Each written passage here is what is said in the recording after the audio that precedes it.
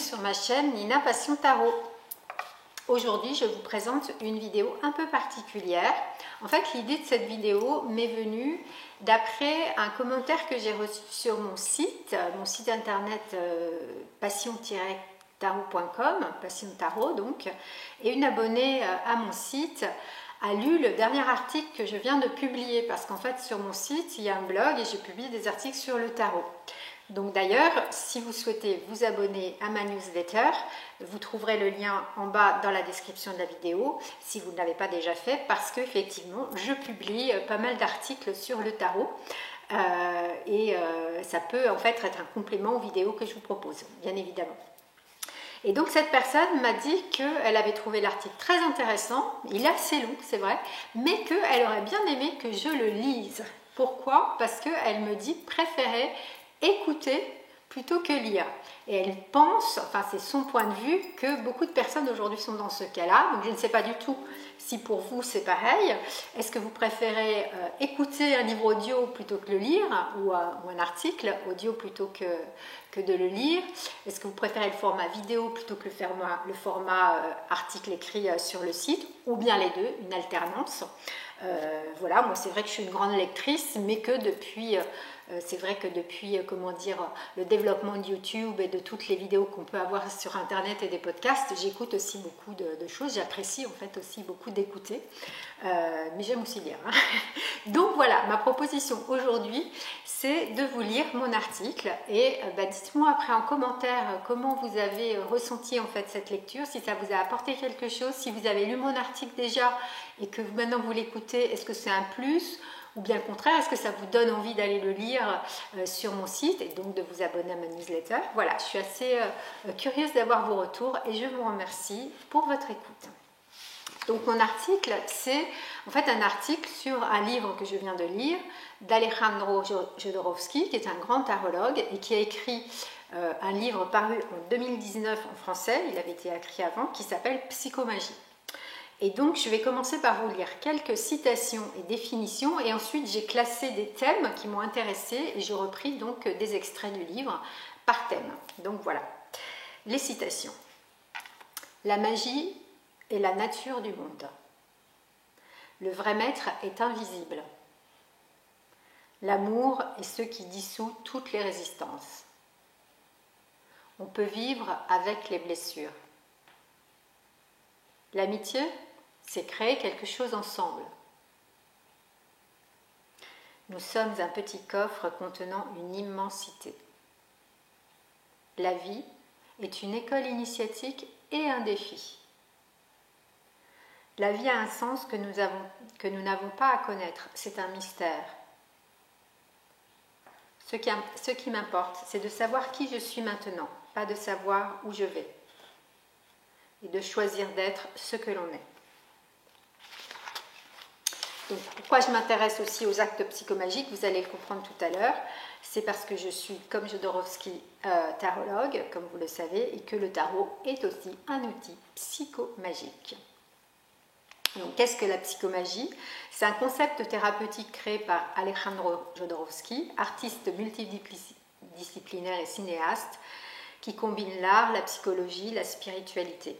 Inspirée par la psychanalyse, mais dont elle se détache beaucoup. Vous le lirez, vous l'écouterez quand je vous parlerai de ce passage de mon article.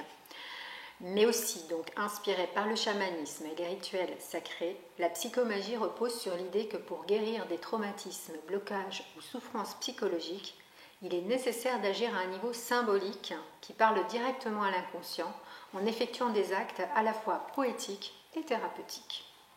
Les principes de la psychomagie. D'abord, d'agir sur l'inconscient par le symbole. La psychomagie repose sur l'idée que l'inconscient fonctionne par symbole, et pour soigner des blessures profondes, il faut parler à cet inconscient dans son propre langage. Cela se fait par des actes symboliques, souvent irrationnels, mais qui touchent directement l'émotionnel et le psychique. Le rituel comme thérapie. Jodorowsky élabore des rituels spécifiques, des actions concrètes qui incarnent un changement ou une résolution symbolique. Par exemple, si quelqu'un souffre de la relation avec un parent autoritaire, il pourrait être conseillé de réaliser un acte libératoire comme enterrer une photo du parent pour symboliser une rupture avec l'emprise passée. Guérir par le corps et l'action. Contrairement à la psychanalyse classique, justement, qui se concentre sur l'analyse intellectuelle et verbale, la psychomagie propose des actions physiques et émotionnelles pour débloquer des chemins répétitifs et toxiques. Cela peut inclure des actions drastiques comme casser un objet significatif ou interagir symboliquement avec un élément de la vie. Une combinaison d'art et de thérapie. La psychomagie emprunte à diverses pratiques telles que l'art-thérapie, le théâtre et bien sûr le tarot, car Jodorowsky est un gros tarologue, n'est-ce pas, comme je viens de le dire, et même la danse ou la peinture, pour permettre à l'individu de s'exprimer de manière non conventionnelle et ainsi transformer ses blocages intérieurs. Je vous donne quelques exemples d'actes psychomagiques maintenant avant de vous proposer une lecture thématique du livre. Une personne souffrant de jalousie excessive pourrait être invitée à porter des sous-vêtements dorés pendant une semaine pour se sentir plus précieuse et valorisée. Quelqu'un qui a du mal à se libérer d'une mauvaise relation pourrait écrire une lettre de rupture puis la brûler afin de symboliser la coupure avec l'attachement émotionnel. Si une personne a peur de mourir, je l'enterre symboliquement, dit Jodorowsky. Celui qui a peur d'être pauvre, je l'envoie dans une autre ville mendier toute une journée. Si un homme a peur d'être homosexuel, je l'envoie vêtu en travesti dans un bar d'homosexuels. Si une personne a souffert toute sa vie, la seule chose à faire est de la laisser mourir afin qu'elle renaisse. Et ce processus va se faire métaphoriquement, par exemple en changeant son nom et en lui imprimant une nouvelle carte de visite. Oui, la psychomagie cherche à résoudre des conflits psychologiques à travers des actions ritualisées et symboliques qui visent à parler directement à l'inconscient en contournant les mécanismes de défense habituels de l'esprit. Elle s'appuie sur l'idée que le symbolisme, combiné à une action concrète, peut libérer des blessures émotionnelles et des comportements ancrés depuis longtemps dans notre psychisme. Voici les citations. Donc c'est Jodorowsky qui explique lui-même ce qu'est la psychomagie et l'acte psychomagique, puis différents thèmes que je vais vous citer.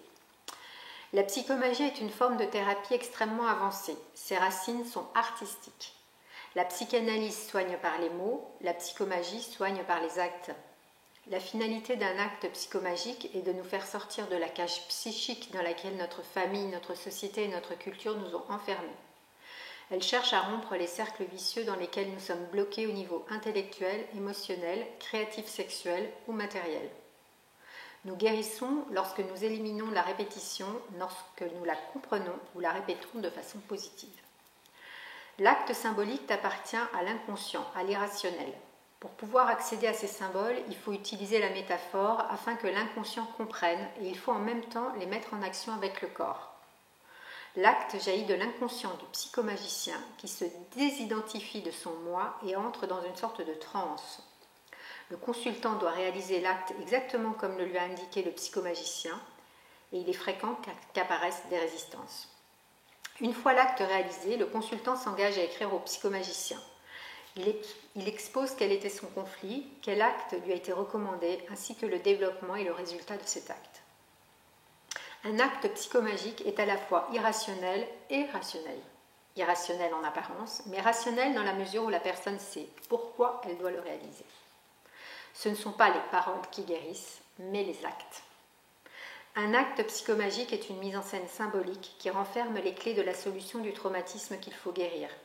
Il permet de faire agir l'inconscient de manière volontaire. Dans psychomagie, il y a le mot magie. Donc, qu'est-ce qu'est la magie ?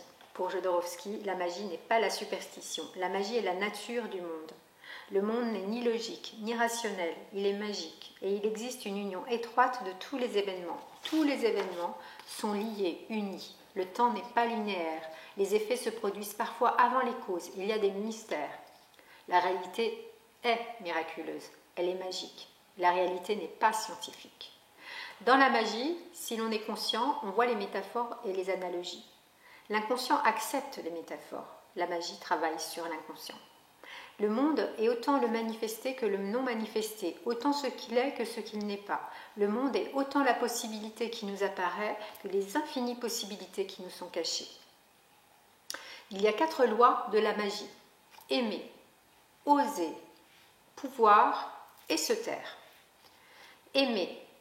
car si on n'aime pas, on n'avance pas. Oser. Guérir, c'est affronter les changements que va entraîner la guérison. Pouvoir. Pour pouvoir, il faut être soi et pas un autre. Se taire. Le vrai maître est invisible. Il est un maître parce qu'il obéit à une volonté universelle qui lui est supérieure. Donc là, je vais vous parler du cerveau, du conscient et de l'inconscient et de la conscience. Le cerveau fonctionne avec une mythologie inconsciente. Le cerveau a tendance à obéir à des prédictions, à se laisser guider par elles.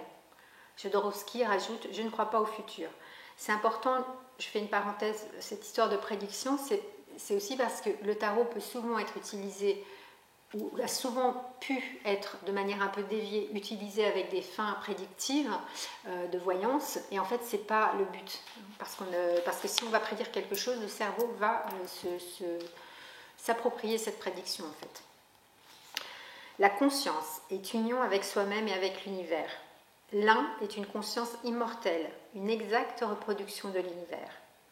L'inconscient de chacun est une particule et en même temps la totalité du cosmos. Il faut avoir conscience de ce que nous sommes. Si une personne n'est pas consciente, elle se laisse porter, pas seulement extérieurement, mais aussi par les pensées qui l'assaillent. Elle est très vulnérable à ses désirs et ses sentiments.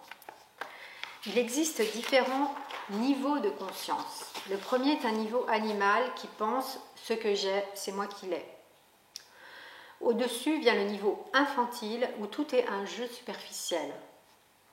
Il existe ensuite le niveau adolescent où toutes les solutions du monde sont dans le couple. On peut accéder plus loin à un niveau adulte et c'est là qu'apparaît l'autre. Pourtant, il existe un adulte égoïste et un adulte doté d'une conscience sociale et planétaire. Au-dessus d'eux existe un niveau de conscience cosmique, où l'être vit dans l'univers entier, l'espace infini, le temps éternel. Enfin, encore au-delà, existe une conscience divine où nous pourrions concevoir ce qu'est une conception théorique que nous avons nommée Dieu. L'idiot et le sage. L'idiot ne sait pas, mais il croit qu'il sait. Le sage ne sait pas, mais il sait qu'il ne sait pas. Quand l'idiot sait, il ne sait pas qu'il sait. Et quand le sage sait, il sait qu'il sait. L'utile et l'inutile. Est utile tout ce qui nous aide à atteindre des niveaux de conscience plus élevés, est inutile tout ce qui abaisse notre niveau de conscience, ce qui se répercute sur le système nerveux en provoquant dépression et autodestruction. L'art, pour être de l'art, doit guérir, précise ensuite Jodorowsky. Et il parle de l'imagination et de la créativité, c'est vraiment au cœur de son livre. L'imagination est un jeu de construction que nous avons à notre disposition. Par divers chemins, nous acquérons des matériaux, mots, émotions, désirs, besoins, sensations, perceptions. L'imagination, c'est créer avec ces matériaux. L'imagination dépasse les limites rationnelles. L'imagination peut être visuelle, tactile, olfactive, buccale, auditive, émotionnelle, sexuelle ou intellectuelle. Moi, l'imagination, je l'appelle créativité. Quand je parle de créativité, je fais référence à un changement total en nous-mêmes. Sans créativité, le monde marche très mal. Et je suis sûre que la plupart des maladies proviennent d'un défaut de créativité. Pour être créatif, comment faire? Il faut vaincre les gardiens et ôter les portes, même si on ne les voit pas et si on ne les identifie pas. Nos vigiles sont préhistoriques. Peu à peu, ils sont devenus forts, ils se sont barricadés. Il nous faut attaquer ces gardiens, nous en libérer. L'un des plus puissants gardiens qui nous surveille est le surmoi, qui, modelé par nos parents, nous dit en permanence « cela se fait, cela ne se fait pas, ça c'est interdit ».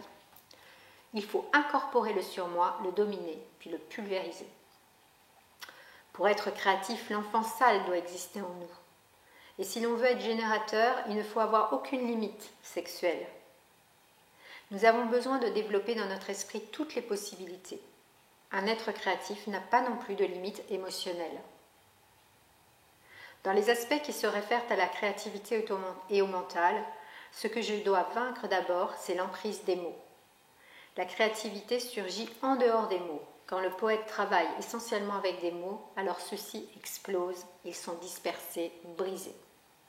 Donc bien sûr, après, il parle de la maladie. Qu'est-ce qu'est la maladie pour Jodorowsky? C'est manque de conscience. Attaquer notre propre santé conduit à la destruction des autres. Les maladies viennent avec les livres. Tous les livres, lorsqu'ils sont interprétés sous l'angle du fanatisme, et ils parlent essentiellement des grands livres sacrés comme la Bible, la Torah, le Coran, tous les livres donc produisent des maladies lorsqu'ils sont interprétés sous l'angle du fanatisme. Quand on ne veut pas prendre conscience de son problème, le corps le transforme en maladie. La maladie la plus répandue actuellement est la souffrance émotionnelle. La maladie en elle-même est déjà une résistance au message de l'inconscient. Une personne malade demande quelque chose, elle veut qu'on l'aime. Une personne malade demande la guérison pour que sa douleur s'en aille, pas que sa maladie s'en aille. En fait, cette personne malade demande une aspirine métaphysique. Sous chaque maladie se trouve une interdiction qui vient elle-même du superstition. Si nous souffrons, c'est par manque d'imagination, par manque de créativité. Enfin, la maladie est un manque d'amour. Qu'est-ce que donc est la guérison ? La nature veut qu'on soit en bonne santé et qu'on se réalise. Nous nous soignons grâce au mental. On ne va pas soigner un autre, on aide un autre à se soigner. Même l'autre ne se soigne pas, Dieu le soigne. Je crois que le vrai moteur est la bonté. Au moment où nous faisons quelque chose que nous n'avons jamais fait, nous sommes déjà sur le chemin de la guérison. Il faut rompre avec les habitudes. Qu'est-ce qu'un thérapeute ? Pour le thérapeute, être amoral signifie ne pas juger. Il doit mettre de côté ses préjugés. La connaissance se reçoit et se donne. Quand on donne la connaissance, on s'enrichit. Si on ne donne pas d'amour, on ne se le prend à soi-même. Si je me mets à aider les gens, si je me mets à soigner les gens, je me soigne moi-même, n'est-ce pas ? Pour être thérapeute, il faut être malade. La première chose à faire pour se soigner, c'est de soigner les autres. Un thérapeute ne peut être surpris. Il doit être prêt à tout entendre. Et maintenant, on en arrive au tarot. Le tarot est une machine métaphysique. Un organisme d'images et de formes très difficile à résumer, un des premiers langages optiques de l'humanité. Le tarot répond à des règles d'optique projective. C'est comme un miroir qui permet de se développer dans la mesure où l'on voit de plus en plus soi-même. Je l'utilise pour les autres et aussi pour moi, pour nous regarder dans ce miroir et pour nous comprendre. Le tarot nous montre l'inconscient du consultant et s'il peut l'aider, il l'aide, il sert à guérir. Le tarot est une œuvre d'art sacrée. Pour lire le tarot, il faut totalement s'identifier au consultant, mais sans interférer dans ses affaires. Il faut le respecter, sans vouloir l'influencer ni l'utiliser. Lire le tarot, c'est faire le bien et créer de l'art. Le tarot est clair, il montre la volonté du consultant et aide à découvrir ce qu'il y a en lui. Depuis que j'ai découvert le tarot, je parle toujours au minimum de 4 centres de l'être humain, le centre intellectuel, le centre émotionnel, le centre sexuel et le centre corporel. Le centre intellectuel veut être, et il y parvient par le silence. Le centre émotionnel veut aimer, et il y parvient par l'indifférence. Le centre sexuel veut créer, et il y parvient à travers l'échec. Le centre corporel veut vivre, et il y parvient en apprenant à mourir. La mort est un mot, et j'ai commencé à apprendre ce mot avec le tarot, car la mort c'est l'arcane 13 dans le tarot, qui n'a pas de nom. Cet arcane est situé au milieu du jeu de cartes, et je me suis rendu compte qu'un jour, j'ai eu 15 ans, et j'ai disparu. Et puis j'ai eu 30 ans, puis 40 ans, et j'ai continué à disparaître. Quand je lis le tarot, je lutte comme dans un combat d'arts martiaux, avec le consultant qui refuse d'être aidé. Quand je lis le tarot à quelqu'un, je vois cette personne dans son intégralité, car je fais abstraction de mes limites. Pour la culture indienne, l'araignée est Maya, celle qui tisse l'univers. Et cet univers est un rêve tissé en forme de toile d'araignée. Et dans le tarot, nous voyons que l'arcane 8 est la justice, celle-ci étant une descendante de l'araignée. Tout 8 descend de l'araignée, les 8 pattes, le symbole de l'infini. Le chariot, donc l'arcane 7 dans le tarot, est enfoncé dans la terre. Où va-t-il ? La terre bouge et le déplace. Nous avançons avec l'univers. Il parle ensuite de l'amour. L'ennemi de l'amour est la critique de l'autre. Quand quelqu'un critique, c'est qu'il n'aime pas. Il faut accepter l'autre tel qu'il est. Le futur, donc tout à l'heure, je lisais que Jodorowsky disait qu'il ne croyait pas au futur. Et là, il précise, il y a une infinité de futurs possibles. Et je choisis peu à peu, parce qu'à chaque instant s'ouvre devant moi une possibilité différente. Donc, je construis mon futur pas à pas. Dieu. Nous devons cesser de penser que Dieu va arranger nos affaires et dire que si Dieu a mal créé cet univers, nous sommes là pour le reconstruire. S'il y a un Dieu, nous sommes là pour l'aider. Il est impossible de porter Dieu en soi et de le communiquer aux autres en ayant une vie qui va à l'encontre de la nature humaine. Dieu est l'impensable, l'innommable, et j'ajoute, moi, qu'il est l'inaimable, car comment peut-on aimer ce qu'on ne connaît pas? La mort. La mort n'est rien d'autre qu'un état. Personne n'est mort, personne ne meurt. Nous entrerons tous dans le processus de la mort, et ce qui est merveilleux, c'est de l'accepter avec la même tranquillité que lorsque nous sommes entrés dans la puberté ou la maturité. Quand nous arriverons à la mort, le mieux que nous puissions offrir est une parfaite et lumineuse conscience. La sainteté. Je suis quelqu'un qui s'est proposé de faire le bien, tout simplement. Je n'y suis peut-être pas parvenu, mais je me le suis proposé. Le saint civil serait celui qui imite la sainteté à partir de cette posture. La sainteté consiste à avoir une conscience cosmique et divine. Il parle aussi beaucoup de la méditation. Si la vie qui nous entoure et le monde que nous habitons ne sont qu'une construction mentale, pourquoi ne pouvons-nous pas en sortir à volonté quand nous en avons besoin? Lui demande donc la personne qui lui pose la question et lui répond. Nous pouvons en sortir à volonté, mais cela exige du courage et un effort de notre part. La méditation est l'une des voies possibles. Nous immobilisons notre corps et sans essayer d'agir, nous observons ce que nous pensons, imaginons, sentons, désirons. Une autre voie est la contemplation. Elle n'immobilise pas le corps et nous permet de faire toutes les activités quotidiennes sans abandonner l'attention sur notre esprit. À tout moment, nous nous souvenons de qui nous sommes, nous nous écartons de notre ego et en nous concentrant sur notre être essentiel, nous nous observons en train d'agir dans le monde. Enfin, la liberté. Nous sommes prédestinés par le passé, sans aucun doute, mais il faut en prendre conscience et ne pas obéir à ces prédestinations. Nous pouvons choisir chaque prochaine étape de notre existence. En cela consiste notre liberté, à ne pas se laisser déterminer par le passé, à ne pas le répéter. Et enfin, 4 très jolies définitions, je trouve. Le bonheur, c'est être chaque jour moins angoissé. La décision, c'est être chaque jour moins confus. Le courage, c'est être chaque jour moins lâche. L'intelligence, c'est être chaque jour moins idiot. Voilà, j'ai terminé ma lecture. J'espère qu'elle vous aura apporté quelque chose d'important, qu'elle vous aura enrichi ou intéressé, que vous l'aurez apprécié. Dites-moi vraiment en commentaire si ce format vous intéresse, auquel cas je pourrai de temps en temps effectivement vous proposer des vidéos de lecture d'articles ou de poèmes, parce que j'aime beaucoup la poésie également. J'ai d'ailleurs écrit, ça me donne une idée, un article sur le chant du tarot, qui sont des poèmes de Jodorowsky justement sur chaque arcane majeur, et peut-être que je vous en lirai aussi des extraits.